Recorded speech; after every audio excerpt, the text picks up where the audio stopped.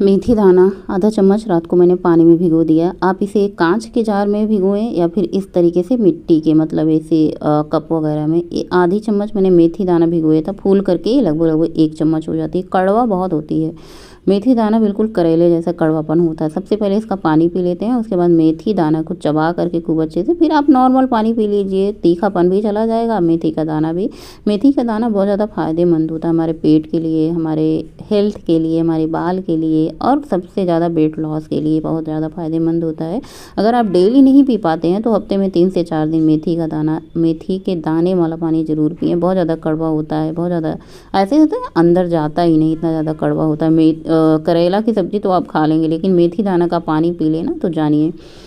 और बस सुबह सुबह की शुरुआत हो चुकी। बेटा यहीं पे बैठ करके पढ़ाई हो चल रही है। बेटा हमारा पूरी गर्मी घर पे रहता है तो बिना कपड़ों के घूमते रहता है, इसीलिए वो कैमरे में आता नहीं। तो सबसे पहले सुबह की शुरुआत हुई है चाय के साथ। मेरा मन तो अंदर से नहीं हो रहा था चाय पीने का, लेकिन जब चाय बन करके तैयार हो जाती तब मन ज़रूर करने लगता, चलो भाई पी लेते हैं। चाय पीने का मतलब ये नहीं कि आप चाय नहीं पी सकते, चाय की क्वांटिटी कम करके आप 2 बार चाय बिल्कुल अच्छे से पी सकते हो। जो चाय के साथ हम भर भर के मीठा पार्ले जी बिस्किट इसके साथ ब्रेड वगैरह खाते हैं वो नुकसान करता है, चाय नहीं नुकसान करता है। 2 से 3 दिन लगातार मसालेदार सब्जी खाने के बाद आज ये हुआ कि चलो सादा सिंपल दोपहर का लंच बनाते हैं। नाश्ता मैंने कुछ नहीं बनाया, चाय बनाई थी। बच्चे अपना अपना नाश्ता ड्राई फ्रूट वगैरह, चना वगैरह जो भी रहता है, मट्ठा छाछ ये सब पी लेते हैं, तो अपना उनका बताना नहीं होता, अपने हिसाब से वो। अब मैं इतने छोटे बच्चे नहीं हैं कि उनको मतलब सब चीज़ हाथ में दूँ तो खाएंगे। जो उनका मन होता है, जो उनके हिसाब से उनके हेल्थ के लिए अच्छा होता है, अपने हिसाब से वो खा पी लेते हैं। तो बस यहाँ पे हमारी चाय अच्छे से बन चुकी है। चाय छान दिया। आज मैंने पोर्शन को कंट्रोल किया है, चाय नाप करके बनाई है। अन्यथा मैं पैकेट का दूध भगोने में निकालती थी ना डायरेक्ट, तो क्या होता था चाय थोड़ी सी ज़्यादा हो जाती। मैंने कहा धीरे धीरे पोर्शन को कंट्रोल करते हैं, चाय नुकसान नहीं करती। आप चाय में चीनी कितना डाल रहे हो, चीनी चाय के साथ आप खा क्या रहे हो।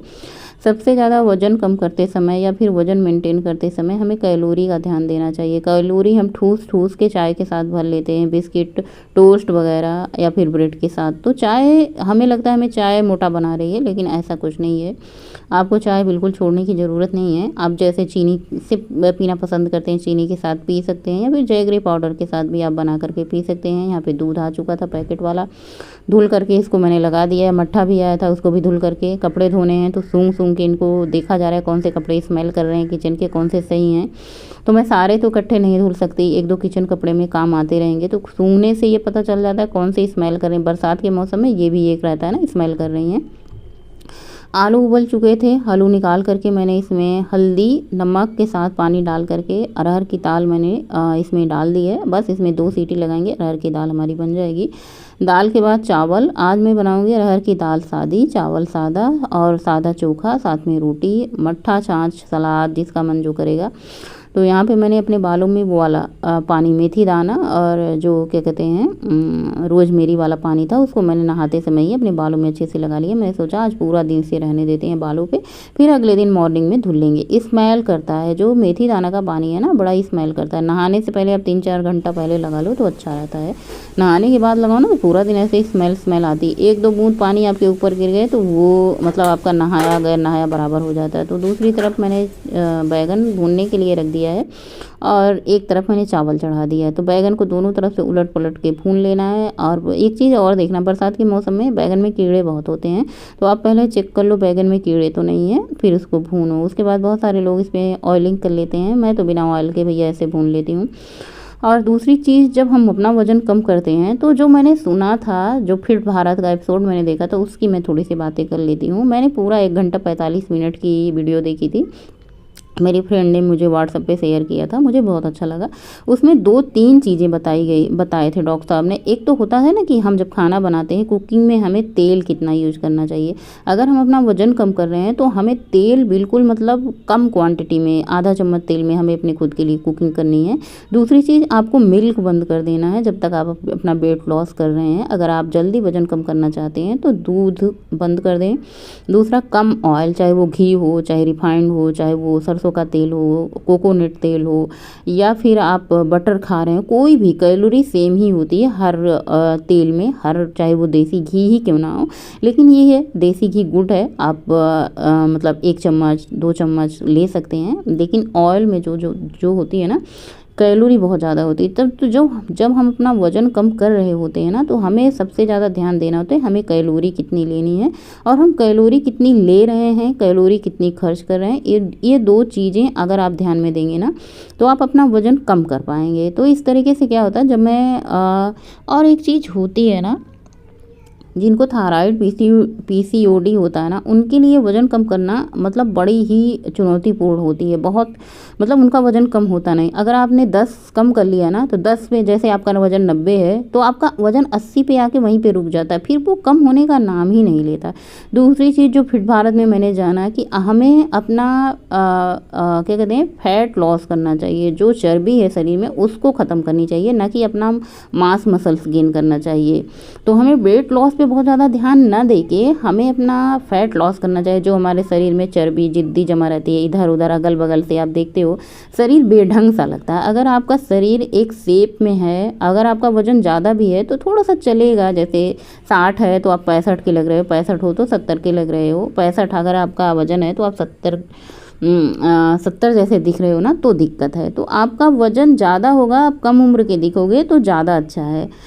जैसे अब आप लोग कहते हो मेरा वज़न अभी इस टाइम पे 70 है, लेकिन आप लोग कहते हो लगता नहीं है आपका वज़न 70 है। तो देखिए मेरा फैट जो था वो ख़त्म हो चुका है, मैंने फैट को अपने बर्न कर लिया यार। 98 केजी वज़न मायने रखता है, तो 98 केजी से लगभग मैंने अपना वज़न 60 किया था। तो फैट हमारे शरीर में इतना था, मेरा हाथ इतना मोटा, बगल साइड फैट जो हमारा टमी होता है ना, टमी के बगल इतना, मतलब मैं क्या बताऊं यार, मेरा पूरा शरीर फैट से भरा हुआ था। तो मैंने फैट लॉस किया है। और दूसरी चीज़ क्या है, जब मैंने इतना अपना वज़न कम किया तो मेरे जो हाथ हैं, मेरे स्किन ढीली नहीं। बहुत सारे लोगों को मैं देखती हूँ जब वो फैट लॉस करते हैं ना, तो उनकी स्किन इतनी ज़्यादा ढीली हो जाती है, ऐसे लटक जाती है। मोटी मोटी रोटी देखिए कितनी ज़्यादा फूली फूली बन रही, इतनी ज़्यादा स्वादिष्ट लग रही गर्मा गर्म खाने में। खुद से क्यों बातें करती जाने मन, दिल से तू मेरे बातें करना। क्या हुआ कैसे हुआ क्या पता, होठों से तेरे मुझको सुनना।